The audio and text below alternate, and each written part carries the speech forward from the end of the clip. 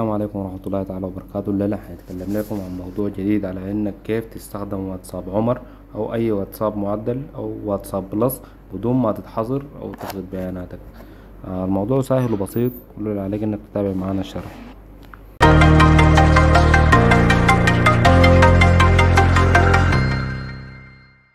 ما تنسوا الاشتراك في القناة وتفعلوا الجرس عشان يصلكم كل جديد، ودوسوا على زر اللايك تحت لو سمحت. اول حاجة تمشي تطبيق الواتساب العادي، تقوم 3 نقاط على يدك الشمال الفوق، في عندك الأجهزة المرتبطة تدوس عليها، بتدوس ربط الجهاز، تدوس كده، تدوس استخدام بيانات الهاتف المحمول، بتطلب منك البصمة أو بصمة الوجه، اختار البصمة العادية، بتدوس موافق، بتكون بتخلي الواتساب الأخضر العادي فاتح كده، تمرق منه، تخش على واتساب عمر أو أي واتساب معدل، دوس سماح، دوس كده، ترجع، يلا بتدوس الموافقة والمتابعة، بتدوس سماح.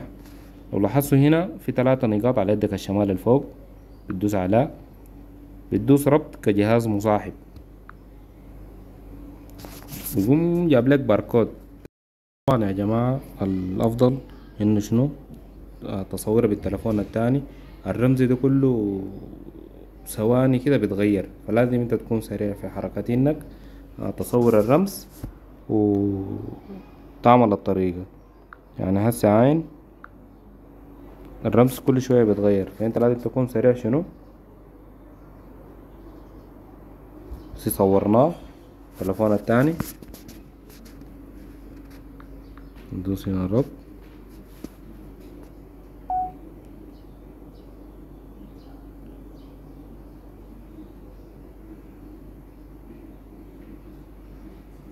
شايف خليك تعذر عشان ما عملنا سرعة. فانا اجرب تاني، نرجع. لو لاحظنا انه الرمز هيكون اتغير، لازم انت تكون سريع شوية.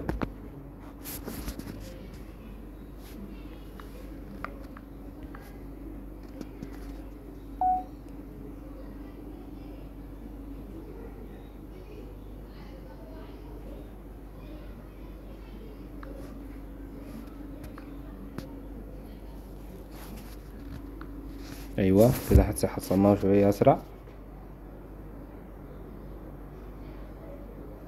خدنا السكرين اللي هو صورنا من التلفون التاني،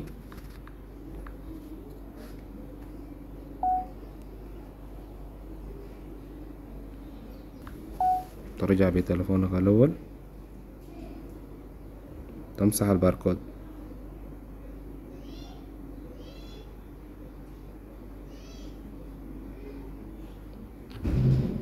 لو لاحظتوا انه كده التاني اتربط.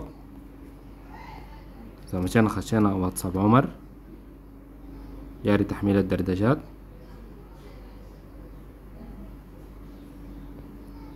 دوس حسنا. لو لاحظتوا دي نفس الدردشات اللي هي هناك واللي هي في الواتساب الاخضر الرسمي، نفس الدردشات، بس انت هنا حمل معاك بالميزات كلها، يعني تقدر تسوي ميزة، الميزات بتاعت الواتساب بلس، زي اخفاء الظهور، الحاجات دي كده كلها. فلو عجبك الشرح فما تنسانا من اللايك وفعل الجرس عشان يصلكم كل جديد. اللايك ده يا جماعة اهم حاجة. شكرا لكم ويلا.